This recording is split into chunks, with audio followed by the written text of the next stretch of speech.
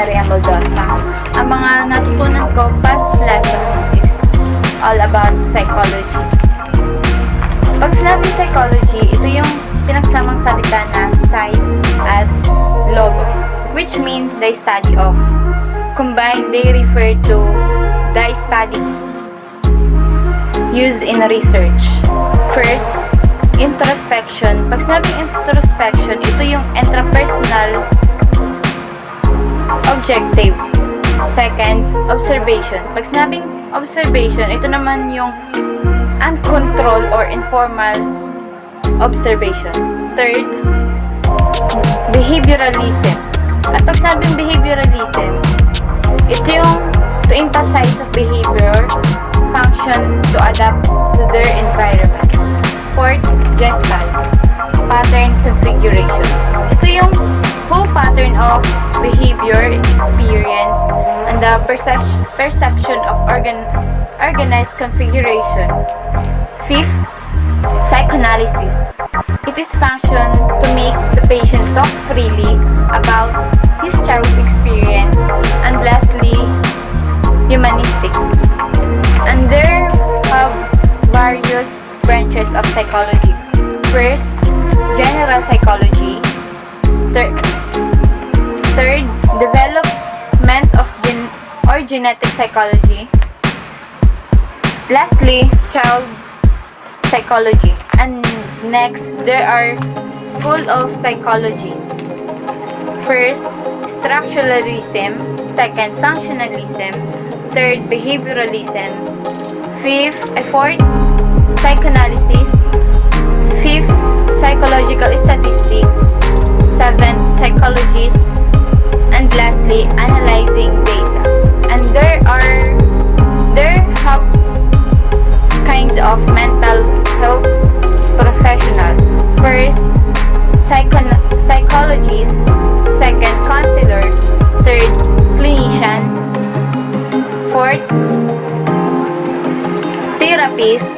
Fifth, psychiatry. Fifth, psychiatric or mental health nurse practitioner. Social worker. And lastly, pastoral counselor. At pag sinabing developmental psychologist, ito yung nakafocus on human growth. And sinabi namang prenatal,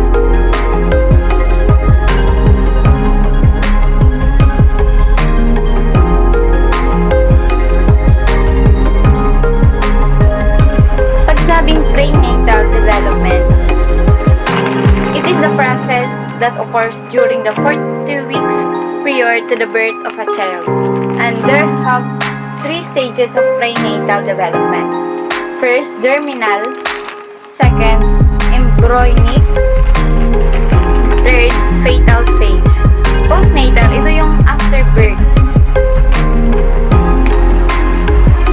Pag sabing childhood development, this change can help you track whether your child developing or the correct place. Pag sinabing naman newborn, ito yung first 2 months of life. At infant, ito yung turn 1 year old. And toddler, ito yung nagsisimula na maglakad, tumakbo, or makulit na ka na kailangan talagang bantayan.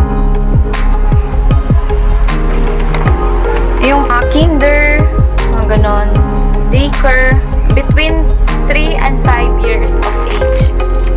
School age, ito yung nagdadalaga or mga teenager na. Adolescence, ito yung pagsisimula ng adulthood. Physical development, our physical nutrition is complete, although our height and weight may increase slightly. Early adulthood, yung young people begin to become aware of more than barriers of right versus wrong. Middle adulthood, the aging process become more apparent around the age of 60. Crystallized intelligence is dependent upon accumulated skills and strategize we have gathered although our lifetime. Fluid intelligence, on the other hand, is more dependent on basic information, processing skills, and start to decline ever prior to middle adulthood. Physical changes. Female reach their adult height by age 18 years old and male age 21 years old. Cognitive changes. Debate among development center or whether or not to assign a formal cognitive stage to early adulthood. In emotional changes. Pag sinabing emotional changes, it maintains that individual develop in psychological stages and that early adulthood mark the time when individuals seek to form intimate relationship. Anger, ito yung commonly experienced and expressed by patients as they concede the reality of a terminal illness. At pag sinabi naman, bargaining typically manifests as patient seeks some measure of control over their illness. And depression, it is perhaps the most immediately understandable of Kubler-Ross stage. Acceptance describes recognizing the reality of a difficult diagnosis while no longer frustrating or struggling against it. And ito naman, yung mga natutunan ko, ito naman is all about biological foundation of behavior. Neuron, ito yung fundamental unit of the brain and nervous system. Nervous system is the major controlling, regulatory, and communicating system in the body. The brain lies within the skull and shaped like a mushroom. There are four principal parts of the brain stem: the cerebrum, the cerebellum, and the diencephalon. The brainstem, it is located between the pons of the spinal cord and only about 1 inch long. The cerebrum forms the bulk of the brain and it's supported on the brainstem. The cerebellum located behind and below the cerebrum. The diencephalon include the thalamus and hypothalamus is where sensory and other pulses go, and close hypothalamus in a smaller part of the diencephalon. And there are two types of matter in the brain. First, gray matter. Gray matter receive and store impulse, and second, white matter carries impulse to a form from gray matter and the hemisphere. The hemisphere are further divided into four lobes: frontal lobes, parietal lobe, temporal lobe, and lastly, occipital lobe. In the other part of the brain, midbrain provide conduction pathway to inform higher and lower centers. Pons pathway to higher structure, it contains conduction pathway between the medulla and higher brain center. Other parts of central nervous system. First, the meninges, and three layers of numbers that cover the brain and the spinal cord. Second, durameter, it is the outer layer. Third, arachnoid, middle. It is the middle layer. And next, perimeter. It is the innermost layer.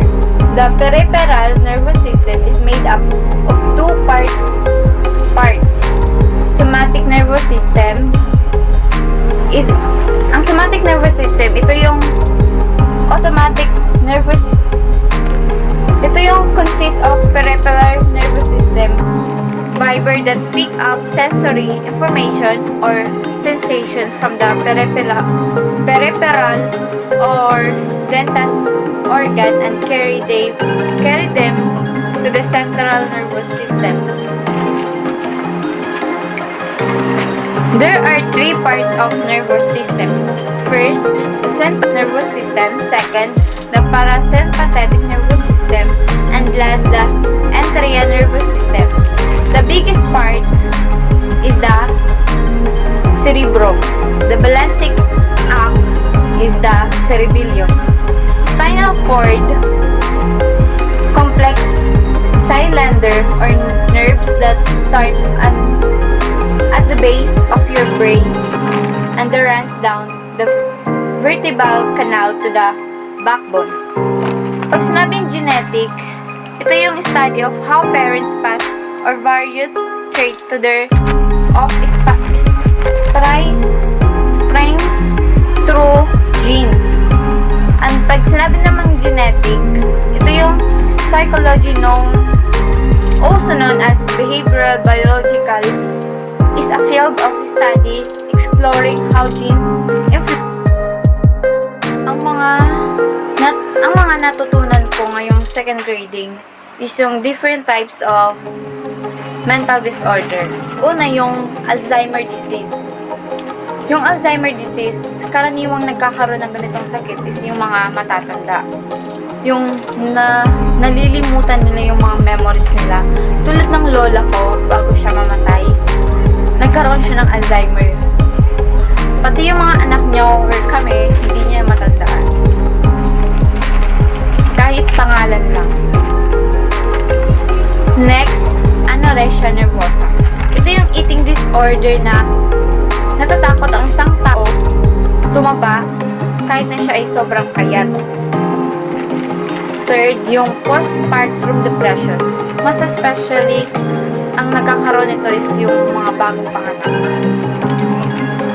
Next, yung physical abuse. Physical abuse, yung katulad ng mga OFW na minamaltrato sila ng mga kanilang amo or binubugbog. Next, bulimia nervosa. Bulimia nervosa, katulad din siya ng anorexia nervosa na ito din ay eating disorder. Ngunit ang bulimia nervosa ay sobrang pagdadiet at sobrang pagkain at pinipilit ang sarili masuka. Next, Tourette syndrome. Ito yung hindi mapigilan o makontrol ang pagkilos o paggawa ng mga tunog or yung mga mata gumaganon, basta ganon. And next, yung depression. Depression is a common illness that negatively affects you, you feel, the way you think, and how you act. Next, alcohol use disorder. Ito yung can't stop drinking even with emotional distress or physical harm to themselves or others.